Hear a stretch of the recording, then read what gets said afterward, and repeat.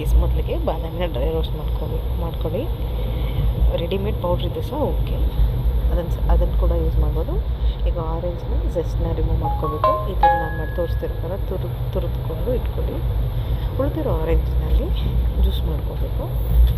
Dry roast ಮಾಡಿರೋ ಆಲ್ಮಂಡನ್ನ grind ಮಾಡಿಕೊಂಡು orange ಎಷ್ಟು ಆಲ್ಮಂಡ್ ಫ್ಲವರು ಮತ್ತು ಜ್ಯೂಸು ವೆನಿಲಾ ಎಸೆನ್ಸ್ ಮೂರೂ ಹದವಾಗಿ ಕಲಿಸ್ಕೊಳ್ಬೇಕು.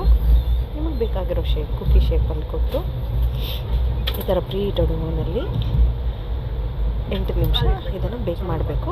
ಚಾಪ್ಡ್ ಆಲ್ಮಂಡ್ಸ್ನ ಮೇಲ್ಗಡೆ ಡೆಕೋರೇಷನ್ಗೆ ಅಂತ ಮಾಡ್ತಾಯಿದ್ದೀನಿ. ನಿಮ್ಗೆ ಯಾವ ಶೇಪಲ್ಲಿ ಬೇಕಾದ್ರೂ ಕೊಡ್ಬೋದು. ಇದನ್ನು 8 ನಿಮಿಷ ಓವನ್ ಅಥವಾ ಏರ್ ಫ್ರೈಯರಲ್ಲಿ ಬೇಕ್ ಮಾಡ್ಕೊಳ್ಬೋದು. ಇದು ಫೈನಲ್ ಔಟ್ಪುಟ್ಟು. ತುಂಬ ಚೆನ್ನಾಗಿ ಬಂದಿದೆ. ನಾನು 2 ಬ್ಯಾಚ್ ಮಾಡಿದ್ದೆ. ಒಂದು ವಿತ್ ಕೊಕೊನಟ್ ಶುಗರ್, ಇನ್ನೊಂದು ಸ್ಟೀವಿಯಾ. ಈ ಬ್ಯಾಚು ಸ್ಟೀವಿಯಾ ಜೊತೆ ಮಾಡಿರೋದು.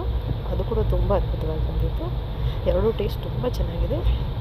ನೀವು ಕೂಡ ಟ್ರೈ ಮಾಡಿ ಹೇಗಿದೆ ಅಂತ ಹೇಳಿ ಕಮೆಂಟ್ ಮಾಡಿ.